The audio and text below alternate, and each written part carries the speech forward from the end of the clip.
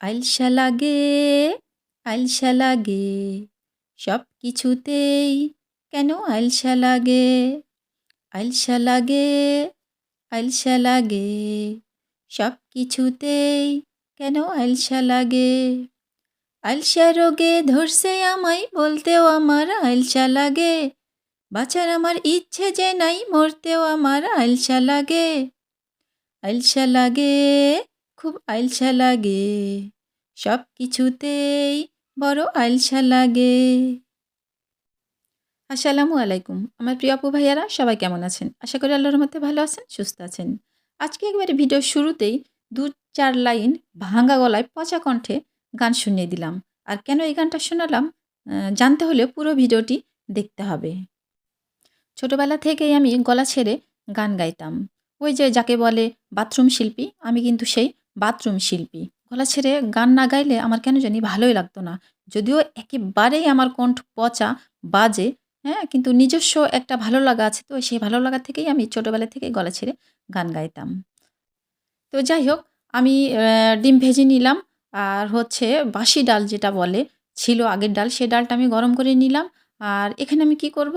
হ্যাঁ, এখানে আমি হচ্ছে কয়েকটা কাঁচামরিচ কেটে দিয়েছি তেলে। এখানে আমি অল্প একটু ভাত আছে, সে ভাত আবার ভাগাভাগি করব। একটু আমার মিনু সিম্বাদের জন্য রাখবো আর বাকিটুকু আমি ভেজে নিব। নিয়ে এটা কিন্তু আমি খাবো। এটা কিন্তু সকালের খাবার নয় আমার প্রিয় আপু ভাইয়ারা। এটা হচ্ছে দুপুরের খাবার। হ্যাঁ? আর আ দুপুরের খাবার তাহলে কেন আমি ভাজা ভাত খাচ্ছি? এটাই তো কথা। কেন আমি ভাজা ভাত খাচ্ছি? আজকে আমার বাড়িতে জুবায়ের, জুবায়েরের আব্বু দুজনই নাই। জুবায়েরের আব্বু যেহেতু ট্রেনিং এ আছে আর জুবায়েরও আজকে কিন্তু নেই। নেই বলতে বাড়িতে আছে কিন্তু দুপুরেও খাওয়া-দাওয়া করবে না। তো আমি তো আজকে মহা খুশি। কারণ যেদিন আমার রান্না করতে হয় না সেদিন কিন্তু আমি ভীষণ খুশি হই। আর সেম কাজ আজকেও হয়েছে। আর আজকে আমার স্কুলের মিটিং ছিল। সকালবেলা ঘুম থেকে উঠে যা কাজকর্ম ছিল করে কিন্তু আমি মিটিংয়ে চলে গেছি। কারণ আমার আজকে রান্না করতে হবে না। আর তখনই ভেবেছিলাম যে আমার দুপুরে খেতেও হবে না। সকালবেলা রুটি খেয়ে বের হয়ে গেছি। কিন্তু বাড়িতে ফিরে দেখছি আমার পেটের যে অবস্থা, নাহ, পেট তো মানে না, আমাকে এখন খেতেই হবে। হ্যাঁ? তাহলে কি করা যায়? যে ভাতটুকু আমি রেখে গিয়েছিলাম, এই যে ভাতটুকু খাওয়ার উপযোগী করে নিলাম। সবকিছু করে আমি এখন সোজা ভাত খেতে বসে গেলাম।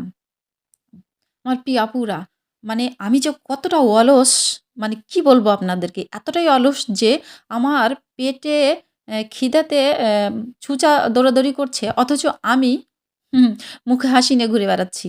যে আমি আজকে রান্নাও করব না, খাবও না। তাহলে বলেন আমি কেমন? তো যাই হোক, কি আর করব? ছুঁচাকে অনেক কষ্টে এই অল্প একটু ভাজা ভাত দিয়ে খেয়ে ওকে ঘুম পাড়িয়ে রাখলাম। আর বললাম যে, "যতই যাই হোক, অলসতা যতই করি না কেন, আর চলবে না। আমাকে রাত্রে কিন্তু কোনো না কিছু করতেই হবে।" তো আমার প্রিয় আপু ভাইয়ারা, আমার ভিডিওটা দয়া করে এখানেই স্কিপ করে চলে যাবেন না। পুরো ভিডিওটি জুড়ে থাকুন। দেখেন না, আমি রাত্রের বেলা কি করি? এই তো চলে আসলাম রাত্রের পরে, রাত্রের বেলা যথারীতি কিছু না কিছু আমাকে এখন করতেই হবে। অনেক চিন্তা ভাবনা করে খুঁজে বের করলাম যে কি করা যায়, কি করা যায়? একেবারে শর্টকাটে অল্প সময়ে। তাই তো ভেবে চিন্তে ভাবলাম যে খিচুড়ি রান্না করা যায়। আর খিচুড়ি রান্না করাটা খুবই সহজ এবং খুবই দ্রুত হয়ে যায়। আর যদি প্রেশার কুকারে করি তাহলে তো কোনো কথাই নেই। কিন্তু আমি আজকে প্রেশার কুকারে করব না। আমি করব রাইস কুকারে। তবে বিরিয়ানির চাল দিয়ে, মানে পোলার চাল দিয়ে। যেটাকে বলে আতপ চাল। আতপ চাল দিয়ে আমি আজকে খিচুড়ি করব। তো এখানে আমি কিন্তু একটা গাজর দিয়ে দিয়েছি আর টমেটো দিয়েছি। গাজর, টমেটো দিয়ে একটু কাঁচামরিচ বেশি করে দিয়েছি। ঝাল, ঝাল করে আজকে খিচুড়ি খাবো। আর খুবই অল্প পরিমাণ করব যেন রাত্রে আমাদের ৩ জনার খেয়ে শেষ হয়ে যায়। তো একবারে যথারীতি যেভাবে খিচুড়ি চাপাতে হয়, আমি সেভাবে কিন্তু খিচুড়ি রান্না শুরু করে দিলাম। তো আমার প্রিয় আপু ভাইয়ারা, প্লিজ ভিডিওটা লাইক দিয়ে দেখা শুরু করবেন। আর যতটা পারবেন আমাকে সাপোর্ট করবেন। আর আমার বেসুরো গলায় যে আমি ২-৪ লাইন আপনাদেরকে গান শোনালাম, হ্যাঁ? এই গানটা গাওয়ার পরে আমি ভয়েস দেওয়ার, মানে ভয়েস দিতে যে যাবো গানটা গাওয়ার পরে আমি অসংখ্যবার নিজে নিজেই হেসে শেষ। কারণ আমার বাড়িতে কেউ নাই। আমি একা একাই এই কাজগুলো করছি। তো যাই হোক, আমি জানি আমার প্রিয় আপু ভাইয়ারা আমার কণ্ঠটা শুনলে আমার ভিডিওটা মনে হয় যে উম দেখবেই না।